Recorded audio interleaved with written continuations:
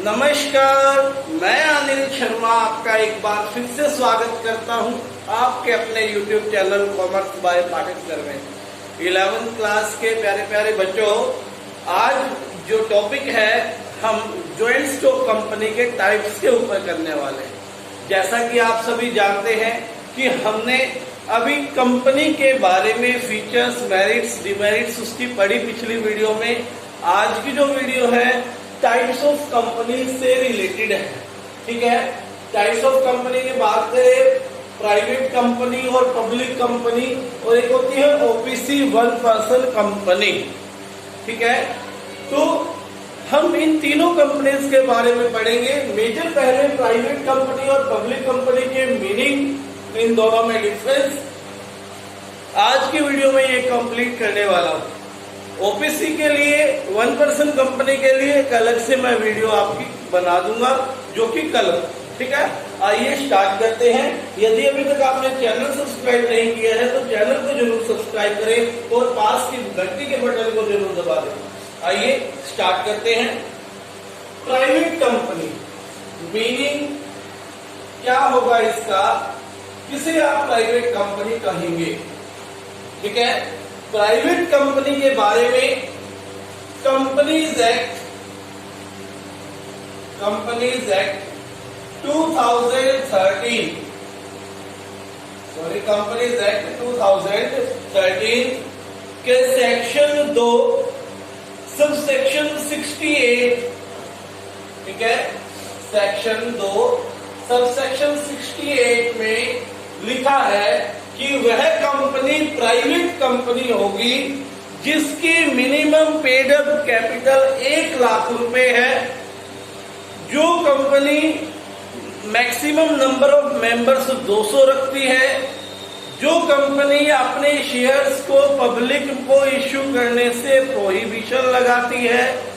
ठीक है, ऐसी कंपनी क्या कहलाएगी, प्राइवेट कंपनी कहलाएगी। समझ में आ गई होगी।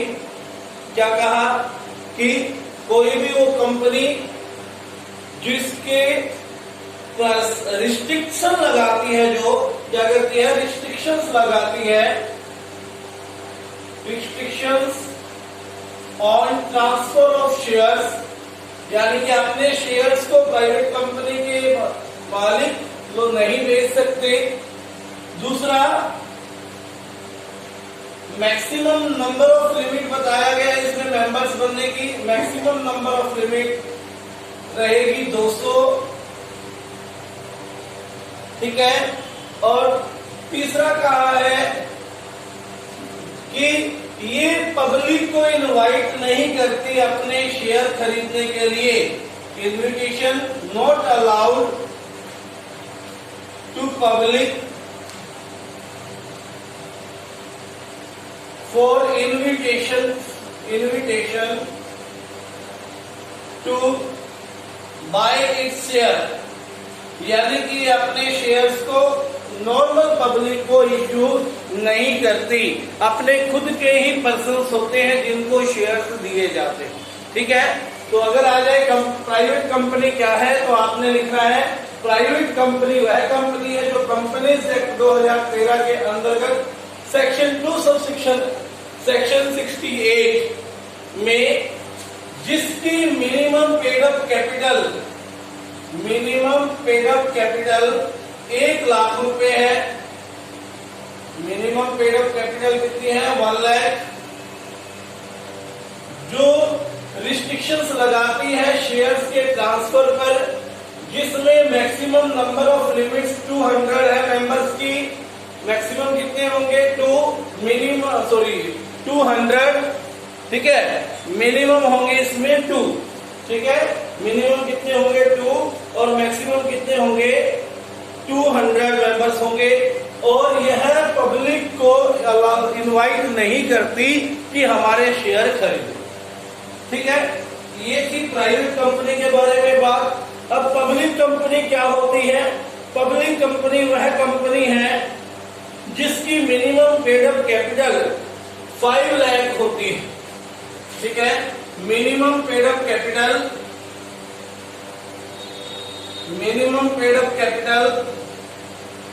5 लाख होती है। ये अलाउ करती है टू ट्रांसफर इट्स शेयर, यह इनवाइट करती है पब्लिक को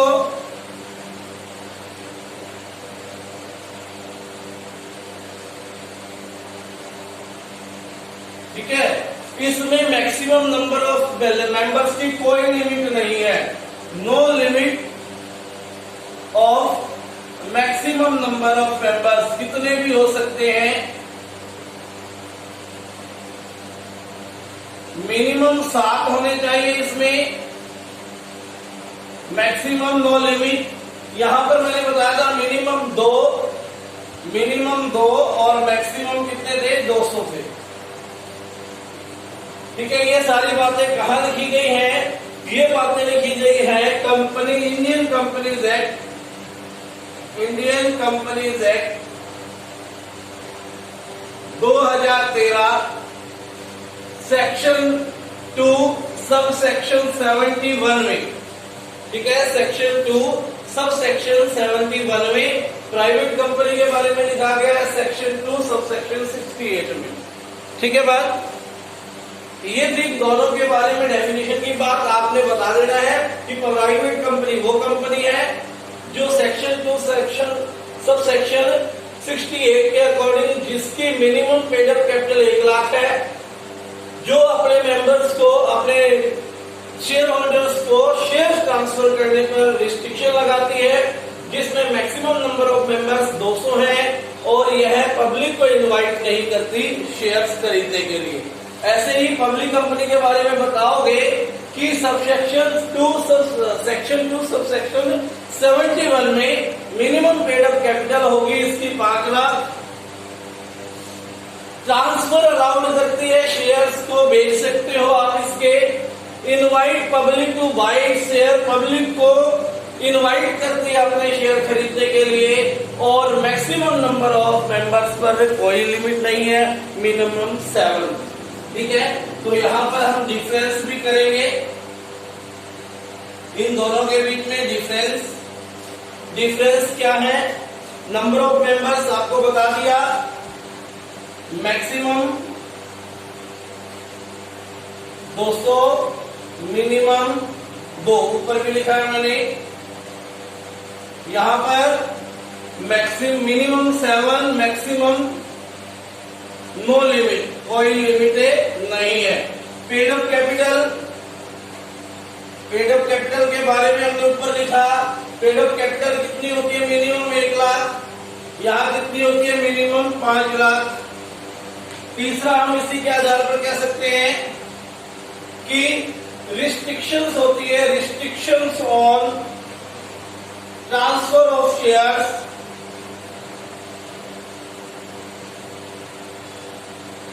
no restriction on transfer of share. Public company में नो रिस्ट्रिक्शन होती है, कोई रिस्ट्रिक्शन नहीं होती। 4, इट बैन्स पब्लिक, ये पब्लिक को बैन करती है टू बाय शेयर्स, यानी कि ये पब्लिक को अपने शेयर नहीं बेचती। और इट इनवाइट्स, ये इनवाइट करती है पब्लिक टू बाय शेयर्स। ये तो बातें हमने इन्हीं में से पढ़ ली, बाकी बातें यहां से निकल गई। कुछ और बातें हैं, डायरेक्टर्स की संख्या, यहां पर डायरेक्टर्स होंगे मिनिमम 2, डायरेक्टर्स की संख्या यहां 2 होगी, और यहां पर कितनी हो सकती है, 3 हो सकती है। पब्लिक कंपनी के केस में 3, इसके केस में 2। मेंबर्स का इंडेक्स होता है कि जो कंपनी का मेमोरेंडम होता है उसमें मेंबर्स के बारे में लिखा होता है।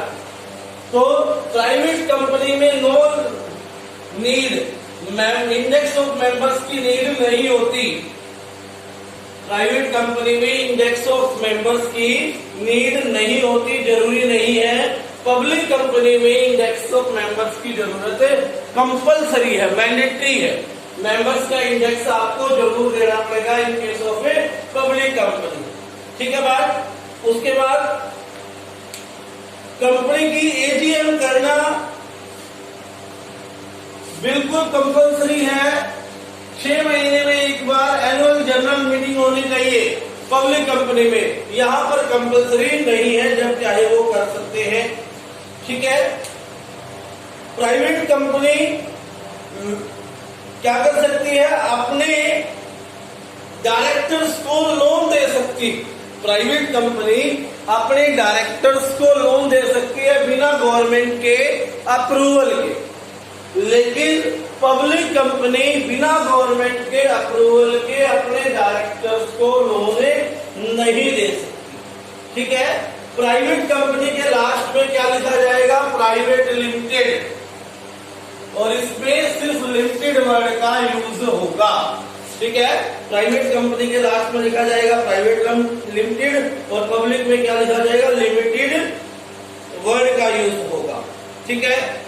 उसके बाद prospectus, public company prospectus issue करती है। शेयर्स को बेचना होता है ना इसको, तो प्रोस्पेक्टस इश्यू करती है। ये प्रोस्पेक्टस इश्यू नहीं करती, statement in lieu of prospectus ये इश्यू करती है। ठीक है। ये प्रोस्पेक्टस इश्यू नहीं करती प्राइवेट कंपनी, पब्लिक कंपनी करती है। पब्लिक कंपनी क्या करती है, प्रोस्पेक्टस इश्यू करेगी। प्राइवेट कंपनी क्या करेगी, statement in lieu of prospectus. ठीक है। और यहां पर लीगल फॉर्मेलिटीज बहुत कम होती हैं, पब्लिक कंपनी में लीगल फॉर्मेलिटीज बहुत ज्यादा होती। ठीक है। इनको बहुत ज्यादा लीगल फॉर्मेलिटीज करनी पड़ती है क्योंकि पब्लिक का पैसा लगा है यहाँ पर, और यहाँ प्राइवेट कंपनी में लीगल फॉर्मेलिटीज बहुत सारी क्या कर दी जाती है, एग्जेम्प्टेड करवा दी जाती है गवर्नमेंट। तो पब्लिक कंपनी प्राइवेट कंपनी के बारे में मैंने आपको बहुत कुछ बता दिया है। आज डिफरेंस भी हो गया, मीनिंग भी हो गया। आज का होमवर्क इसे लिखना और याद करना है। बहुत इंपॉर्टेंट क्वेश्चन है ये एग्जामिनेशन पॉइंट ऑफ व्यू से। ठीक है। उम्मीद करता हूं आप अच्छे से करेंगे। धन्यवाद।